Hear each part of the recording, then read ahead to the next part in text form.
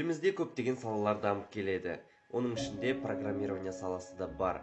Алайда біздің программирование саламыз Ресейден бірнеше жылға қалып отыр. Егер Америкамен салыстыратын болсақ, біздің нарығымыз тіптен 10 жылдап қалып қалған десек болады. Себебі дәл қазір оқып жатқан нәрселерімізді Америкада 10 жыл бұрын үйренген, ал Ресейде ол примерно 3-4 жыл бұрын оқытылған деп айтуға болады.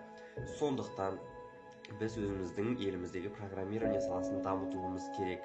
Біз шетелден курстар оқып, оны өзіміздің елімізде, өзіміздің тұрғындарымызға, өзіміздің жерлестерімізге беру арқылы осы программирование саласын дамытуға тиіспіз. Себебі егер осылай біздің жастарымыз программированияны дамытпайтын болса, үлкен кісілерден ештеңе сұрап қажет емес.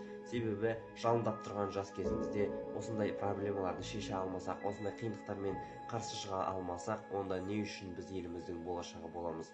Сондықтан программирование саласын қолға алып, әрмен қарай дамытайық.